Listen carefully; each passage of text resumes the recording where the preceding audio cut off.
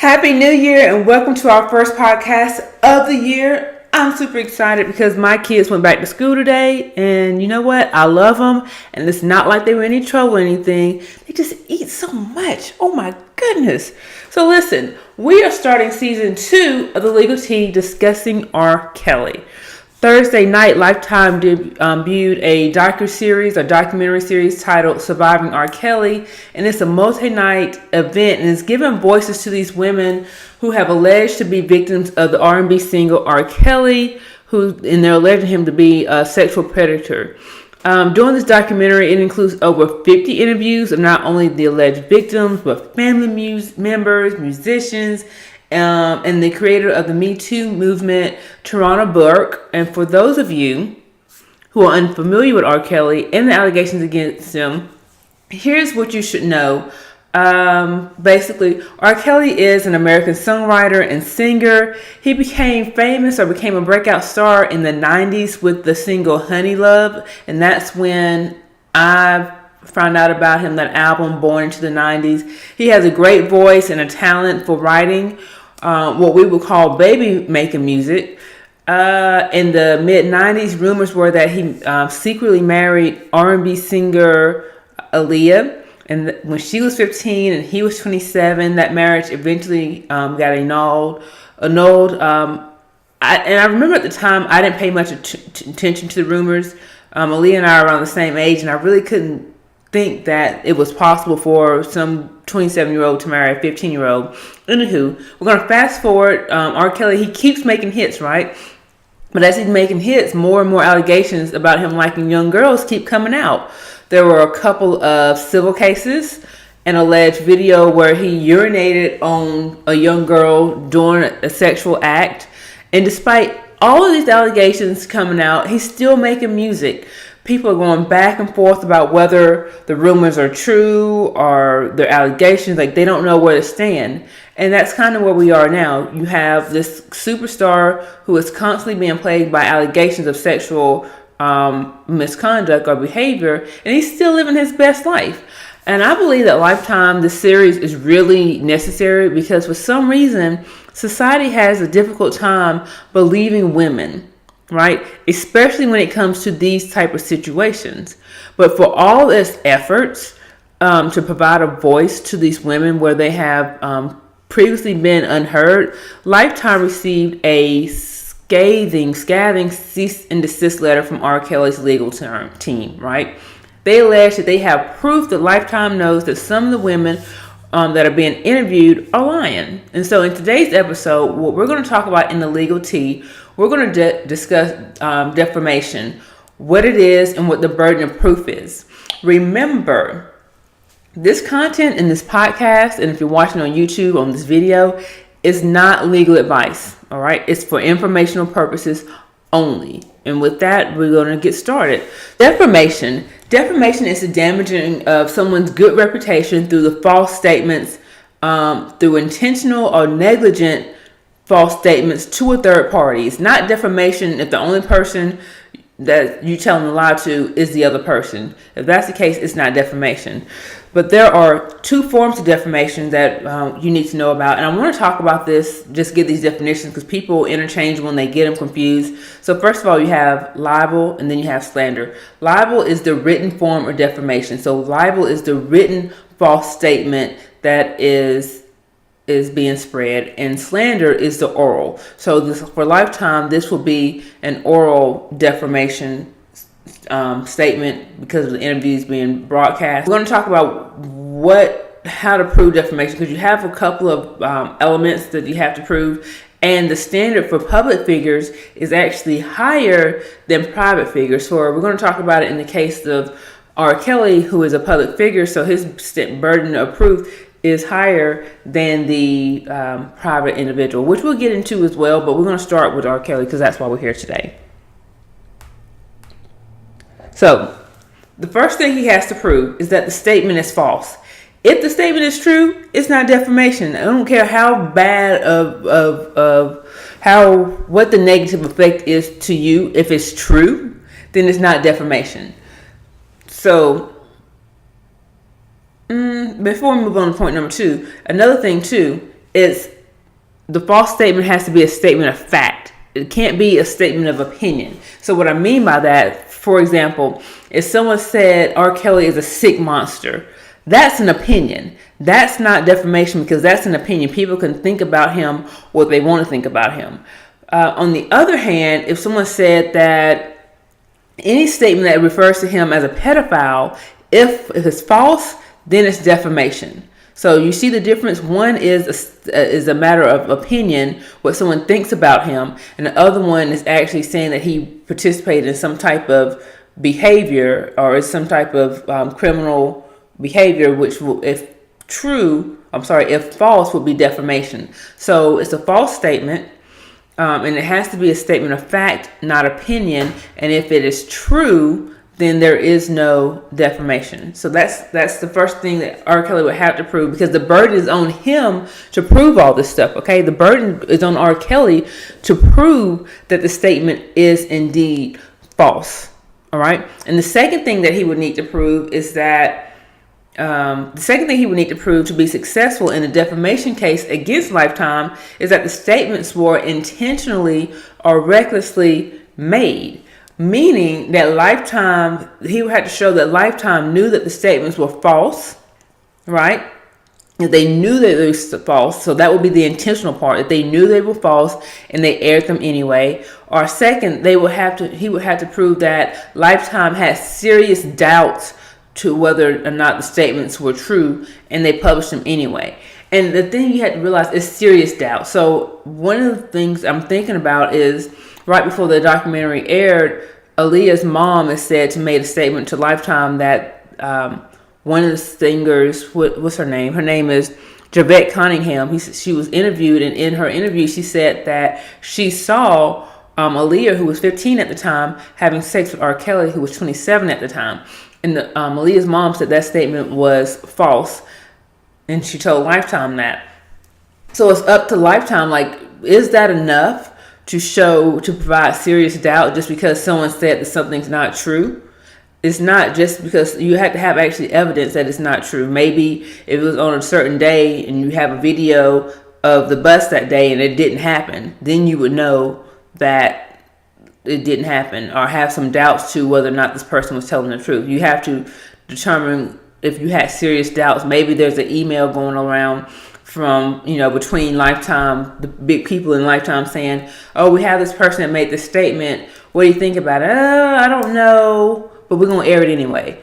Something of that nature that would show that it would possibly be they had seriously doubts whether or not this person was telling the truth. But just because the statement is false, having a false statement in and of itself is not enough for defamation. They have to show that they knew the statement was false, or that they had serious doubts to whether or not the statement was true, and they went ahead and published it. So the statement being false by itself, if the statement was false and they published it thinking that the person was telling the truth, like they were 100% behind this person thinking that they told the truth, then that's not defamation as it relates to public figures. Because like I said before, the standard is different between public figures and private individuals. So the first thing he has to prove is, one, the statement is false. The second thing is that the statements were, that the person making the statements knew they were false, or they had serious doubts to the truthfulness of it. The final thing that R. Kelly would need to prove is that his reputation suffered as a result of these false statements. So you got to prove damages. So you have these false statements, and yeah, they were intentional, but so what? How were you harmed? This can be shown in a couple of different ways. It can be money, it can be loss of endorsements, it can be loss of collaborations. All as a result of false statements. He can show that because his reputation is so bad now, his fans have reduced, that people hate him now, they see him in this negative light. That can be damages. Pain and suffering, which is so bad that he just couldn't sleep at night, lost his appetite, and other things of that nature. But he would have to show those things. Now, let's talk about this just a little bit further. When it comes to this third thing about damages, they have this thing called defamation per se, and it varies state to state. First of all, let me tell you this: defamation is not federal, so the rules for defamation are going to vary state by state. You have some states that have this thing called defamation per se, which means if you can prove that the statements are false and prove that the person knew that the statements were false or had a disregard to the truth or failed to make any type of determination to the truthfulness of the statements, and those statements had to do with or of a particular nature, then they don't have to prove damages. They don't have to prove loss of money, endorsements, pain and suffering, or any of those things. They can just say, oh, the statements were false. They should have known the statements were false, and it was this type of statement, so yes, you win. And those statements are typically about four of those kinds of statements, and that is one, they're false statements of a criminal nature, meaning that those statements are accusing someone of some type of crime. If they're accusing someone of some type of crime, they don't have to prove damages. Two, if the statement has to do with saying that someone has some type of infectious or terrible disease, like when the statements came out earlier or sometime last year about Usher and his STD, if that was false and the person making the statements knew they were false or, intentionally, recklessly made the statement, then that can be defamation without proving anything else.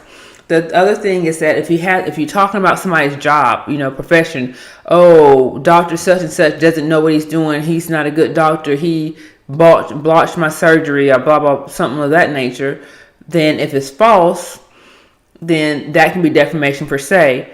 Or maybe if the statement has something to do with sexual misconduct, that again can be defamation per se. It really just varies depending on what state you are, what that state's definition, or if they even allow a defamation per se. Now, I follow Jada Pinkett Smith on Instagram, and I think it was yesterday, she said that, she's been watching the series with Willow and they've been having conversations about it, which I think is really good. And she said that she received an article that R. Kelly's music, he's actually, let's see, what did she say? That R. Kelly has had a spike in sales since the documentary aired. And she was like really trying to figure out why that was, right? Because we're talking about damages. So, and on the face of it, you'd be like, well, he can't prove damages because he made more money, right? Well, I don't know. I think, and the comments tend to indicate that those people weren't really purchasing those records to support him. I think they were purchasing more out of curiosity, trying to go back and listen to and see what they missed now that they've seen the documentary.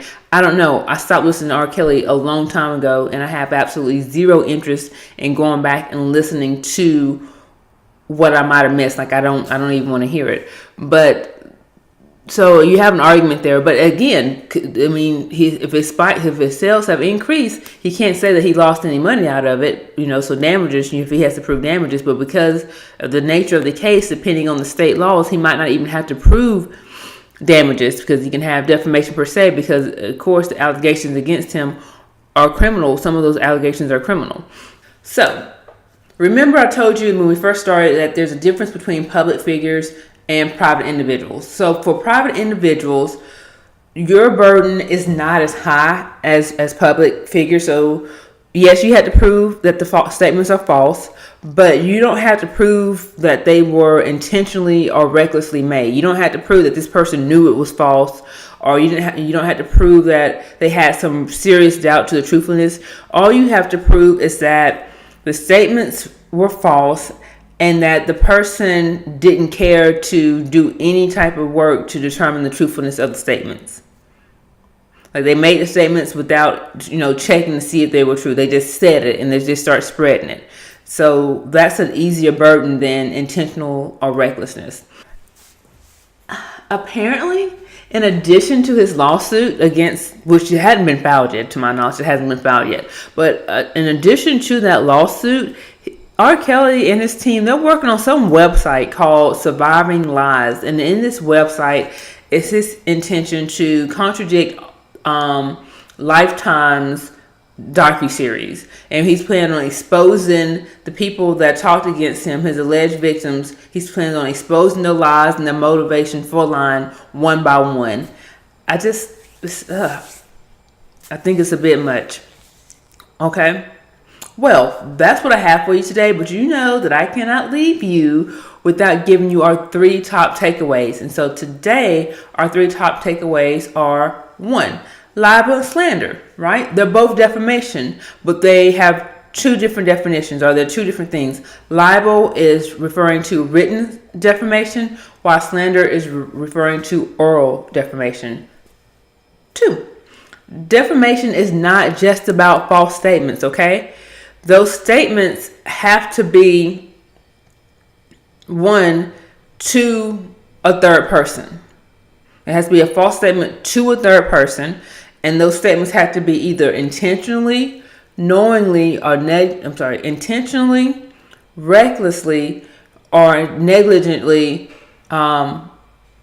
communicated. All right, that's number 2. 3, defamation is not a federal matter. It is defined specifically according to each individual state. So you have to check your state laws to see how to move forward with a defamation case. And that's it. That's all I have for you all today. Thank you so much for joining me for this first episode of season 2. The first episode of season 2 of the Legal Tea. Make sure that if you learned something today, make sure that you leave me what I want you to leave me. I want you to leave me something. A review. If you learned something today, leave me a review and let me know. Rate, review, share it with your friends. As a matter of fact, I want to see if we can read a couple of the reviews that we have. Don't you think that'd be cool? I think it'd be cool. Okay, so we're going to read a couple of these. I thank you all for taking the time to leave a review. So this one says, great podcast from a legal expert. The depth of topics covered on this podcast is great. As a business owner, I appreciate how real topics are breaking down in a manner that everyone can understand. Not only do I feel wiser after listening, I also know more to operate my business more effectively. Great podcast. Keep it coming. Awesome. That's why I do this. I like using real world examples to make sense of these complex legal matters. So thank you so much for that review. Here's another one. Great podcast for business owners, writers, and marketers in particular, and it's the perfect length. Thank you. I really enjoy this podcast because it's so informative. Legal happenings are simplified in a very layman's terms way. I binge listened all the episodes in one day. I really enjoyed the use of current events to explore legal concepts. Great show. Yay! If you feel the same way, please drop me a note so that I will know. All right. If you want to catch up on some of those, if you want to binge listen, please do. Feel free. And I will talk to you next week. You guys take care.